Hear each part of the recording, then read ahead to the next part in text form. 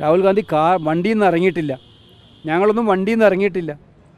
Case വന്നപ്പോൾ ഞങ്ങൾക്കെതിരെയെല്ലാം PDPP act അനുസരിച്ച് കേസാണ്, FIR. അതും എങ്ങനെയാണ്? നിങ്ങൾക്ക് എവിടെയെങ്കിലും കേട്ടിട്ടുണ്ടോ ഒരു മുഖ്യമന്ത്രി കേസ് രജിസ്റ്റർ ചെയ്യാൻ ആവശ്യപ്പെടുന്നു DGPയോട്? കേസ് രജിസ്റ്റർ ചെയ്തതിന് ശേഷം മുഖ്യമന്ത്രി തന്നെ ട്വീറ്റ് ചെയ്യുകയാണ്, രാഹുൽ ഗാന്ധിക്കെതിരെ, KC വേണുഗോപാലിനെതിരെ, കനയ്യകുമാറിനെതിരെ കേസെടുത്തിരിക്കുന്നു. ഇതെവിടെയും കേട്ടിട്ടുണ്ടോ? മുഖ്യമന്ത്രി കേസെടുത്തതായിട്ട് പ്രഖ്യാപിക്കുന്ന മുഖ്യമന്ത്രിയാണ് എന്ന് ഞങ്ങളുടെ നേതാവ് പറഞ്ഞിട്ടുണ്ട്. ഇനിയും കേസെടുക്കാൻ വെല്ലുവിളിച്ചിട്ടുണ്ട്. കേസെടുക്കട്ടെ. ഇന്നും ഞങ്ങളുടെ നടത്തുന്നത്, നാളെയും നടത്തും. അവിടെ ആസാമിൽ, മറ്റന്നാളെ ബംഗാളിലേക്ക് പോവുള്ളൂ.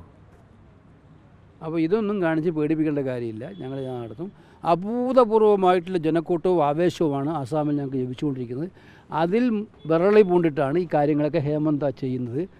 ഇന്ത്യ കണ്ട ഏറ്റവും കറപ്റ്റ് ചീഫ് മിനിസ്റ്ററെ എക്സ്പോസ് ചെയ്തുകൊണ്ടാണ് ജാഥ മുന്നോട്ട് പോയിക്കൊണ്ടിരിക്കുന്നത്. അതിൽ വിരളി പൂണ്ടിട്ടാണ്. ബംഗാളിലെ റാലിയിൽ മമത കാണുന്നു. ഞങ്ങൾ പറഞ്ഞല്ലോ, ഞങ്ങൾ ഈ ജാഥ കടന്നു പോകുന്ന വഴികളിലേക്കെല്ലാം വരാൻ വേണ്ടി കത്തയച്ചിട്ടുണ്ട്. ഞങ്ങൾ പ്രതീക്ഷിക്കുന്നത് ഇന്ത്യ മുന്നണിയിലെ നേതാക്കളും ഇതോട് യോജിപ്പുള്ള എല്ലാവരും, പാർട്ടിക്കാരല്ലാത്തവർ ഒരുപാട് പേര് വരുന്നുണ്ട്. അവരെല്ലാം ഞങ്ങൾ വിളിച്ചിട്ടുണ്ട്. ഞങ്ങൾ പ്രതീക്ഷിക്കുന്നത് അവർ വരണം എന്നാണ് ഞങ്ങളുടെ ആഗ്രഹം. പശ്ചിമ ബംഗാളിലെ കോൺഗ്രസിൻ്റെ സംസ്ഥാന ഘടകത്തിന് അതിന് താല്പര്യം കാണുമോ? മമത പങ്കെടുക്കുമ്പോൾ പൊതുവെ ഇടഞ്ഞു നിൽക്കുന്ന സാഹചര്യമാണുള്ളത്. അല്ല, ഇത് ഞാൻ ആ ചോദ്യത്തിന് ഉത്തരം പറഞ്ഞാണ് ഒരു പ്രാവശ്യം. ഇനി അതിലേക്ക് വീണ്ടും പോകാൻ ആഗ്രഹിക്കുന്നു. CPM പറയുന്നത് അവരെ ക്ഷണിച്ചിട്ടുണ്ടെന്നാണ് മനസ്സിലാക്കുന്നത്. അങ്ങനെയാണെങ്കിൽ മമത ഉണ്ടെങ്കിൽ, തൃണമൂൽ ഉണ്ടെങ്കിൽ അവർ പങ്കെടുക്കില്ല എന്ന് പറയുന്നു. അപ്പോൾ അങ്ങനെ പ്രശ്നം വരും. ഞാൻ ആ കാര്യങ്ങൾക്ക് മറുപടി പറഞ്ഞാണ്. ഞങ്ങളുടെ ജാഥയിൽ ഈ ആശയങ്ങളുമായിട്ട് ഭാരത് ജോഡോ ന്യായ യാത്രയുടെ സങ്കല്പങ്ങളുമായി യോജിപ്പുള്ള വർത്തമാനകാല പരിസ്ഥിതിയിൽ ഈ BJP നടത്തുന്ന ഫാസിസ്റ്റ് നയങ്ങൾക്കെതിരെ പോരാടാൻ യോജിപ്പുള്ള എല്ലാവർക്കും വരാം. അതാണ് ഞങ്ങളുടെ തീരുമാനം. അസമിൽ യാത്രയ്ക്ക് ഒരു ഓളം ഉണ്ടാക്കിയത് ഹിമന്ത ബിശ്വ ശർമ്മയാണ് വിജയിപ്പിച്ചത്.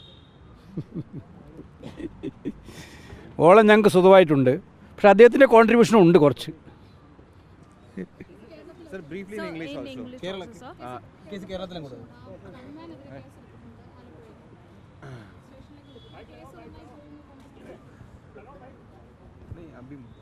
കേരളത്തിൽ നടക്കുന്നത് ഞാൻ പറഞ്ഞില്ലേ, അവർ സത്യത്തിൽ കമ്മ്യൂണിസ്റ്റ് പാർട്ടിക്ക് കളങ്കം ചാർത്തുന്ന ഒരു ഗവൺമെൻറ്റായി കേരളത്തിലെ ഗവൺമെൻറ് മാറിയിരിക്കുകയാണ്. അവർ അനാവശ്യമായിട്ട് ആളുകളെ വേട്ടയാടിക്കൊണ്ടിരിക്കുകയാണ്. മോഡിയുടെ യഥാർത്ഥ രൂപമായിട്ട് മാറിക്കൊണ്ടിരിക്കുകയാണ്. ആലപ്പുഴയിലെ സംഭവത്തിൽ എന്താ നടന്നത്? അന്ന് നടന്ന സംഭവമല്ല, പിന്നീട് നടന്ന ലാത്തിച്ചാർജ് കണ്ടപ്പോൾ എന്താ എന്ത് ഭീകരമായിട്ടാണ് സമരം ചെയ്യുന്നവരെ തല്ലി തീർക്കുന്നത്. സ്വാഭാവികമായിട്ടും സമരത്തിൽ സംഘർഷം ഉണ്ടാകുന്നതൊക്കെ കണ്ടിട്ടുണ്ട്. ഇത് സമരം ചെയ്യുന്നവരെ തീർക്കുക, ഫിനിഷ് ചെയ്യുക. ഈ ലൈൻ ആരുടെ ലൈനാണ്? എന്നിട്ടിപ്പം സ്വന്തം ഗൺമാന്മാരെ കൊണ്ട് പറഞ്ഞ് ഏൽപ്പിച്ചിട്ട് ആളെ തല്ലുക. എത്ര നാൾ കഴിഞ്ഞിട്ടാണ് ഗൺമാനെതിരെ കേസെടുക്കുന്നത്? കേസെടുക്കുന്നതിന് മുമ്പ് തന്നെ ഗൺമാൻ സ്ഥാനത്തു നിന്നല്ലേ മാറ്റേണ്ടത്.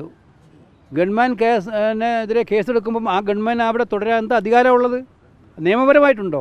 അദ്ദേഹം പോലീസ് സേനയിലാണ് വർക്ക് ചെയ്യുന്നത്. ആ പോലീസ് സേനയിൽ വർക്ക് ചെയ്യുന്ന ആൾക്കെതിരായിട്ട് സംസ്ഥാന ഗവൺമെൻറ് പോലീസ് തന്നെ കേസെടുക്കുന്നു. പിന്നെ അയാൾക്ക് എന്ത് അധികാരമാണുള്ളത് അവിടെ തുടരാൻ? കേരളത്തിലെ സ്ഥാനാർത്ഥി ചർച്ചകൾ ചിലരൊക്കെ ചുവരെഴുത്തൊക്കെ തുടങ്ങിയിട്ടുണ്ടല്ലോ ഔദ്യോഗികമായിട്ട്. സ്ഥാനാർത്ഥി പ്രഖ്യാപനങ്ങളുടെ കാര്യങ്ങളിലേക്ക് എങ്ങനെയായിരിക്കും? സ്ഥാനാർത്ഥി പ്രഖ്യാപനം നമ്മൾ അതിൻ്റെ പ്രൊസീജിയർ തുടങ്ങിക്കഴിഞ്ഞു. ഓരോ സംസ്ഥാനത്തിനും 1 by 1 ആയിട്ട് നമ്മൾ പ്രഖ്യാപനം നടത്താനുള്ള തീരുമാനത്തിലാണ്. അത് സ്റ്റിയറിംഗ് കമ്മിറ്റികൾ വർക്ക് തുടങ്ങി, ഇലക്ഷൻ കമ്മിറ്റികളുടെ യോഗങ്ങളൊക്കെ കഴിഞ്ഞുകൊണ്ടിരിക്കുകയാണ്. കേരളത്തിലും അത് വെച്ചിട്ടുണ്ടെന്നാണ് ഞാൻ മനസ്സിലാക്കുന്നത്. അതൊക്കെ സമയത്തിന് പൂർത്തിയാവും.